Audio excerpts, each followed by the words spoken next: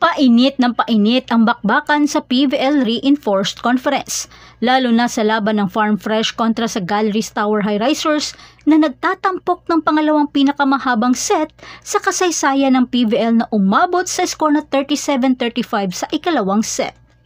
Talagang isang makapigil hininga na naman ang natunghayan natin. Pero ang tanong, umpisa na kaya ng Farm Fresh na panatilihin ang kanilang momentum?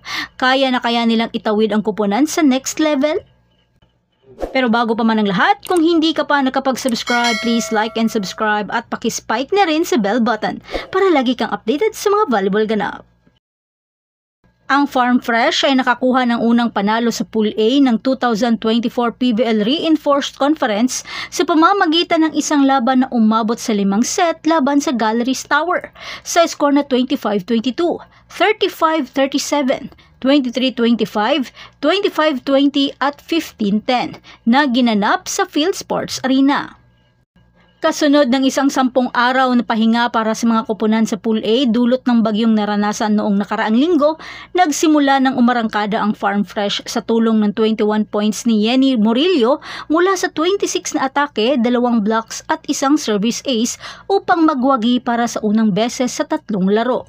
Ang pagkatalo ng Farm Fresh ay ikalawang set na tumagal ng 45 minutes ay naging pangalawang pinakamahabang set sa kasaysayan ng PVL na may 11 deadlock mula sa 25 all, 7 set points ng High-Risers at 5 set points sa Farm Fresh. Pero ang Galleries Towers ang nananatiling ang tanging kupunan sa kanilang pool na walang panalo na may 0-3 record. Grabe naman talaga yung second set. Halos pigil hininga ang lahat sa bawat atake. Walang lapagan ng bola dahil sa tindi ng floor defense ng dalawang magigiting na libero katulad na lamang nila Eroa at Delerio. Talagang buwis buhay sa pagsagip sa bola para mapanatili ang long rallies. Sa set rin ito, nag-step up rin si Bombita na nagbigay hirap sa Farm Fresh dahil sa kanyang mga pambihirang atake. Gayunpaman, sa 5th set ay hindi na pinahintulutan ng Farm Fresh na makahabol pa ang Galleries. Talagang sanipwersa ang Farm Fresh sa pagkuha ng mahalagang puntos, bagay na di kinaya ng Galleries ang mga mabibigat na atake ni Murillo. Sabayan pa ng klase-klaseng atake ni Tubo at ang lifty power hit ni Viray at ang solidong depensa ni Tagsip. Kaya sobrang saya ng Japanese head coach na si Shota Sato ng Farm Fresh dahil sa kanilang kauna-unahang panalo. Para kay Coach Shota, sa laro nilang ito nakita niya na may magandang bagay ang naidulot at masamang bagay mula sa kupunan kaya kailangan nilang mag-adjust sa ensayo upang makuha ang panalo sa susunod na laro. Si Murillo ay sobrang matyaga at napakataas ng pasensya sa laro.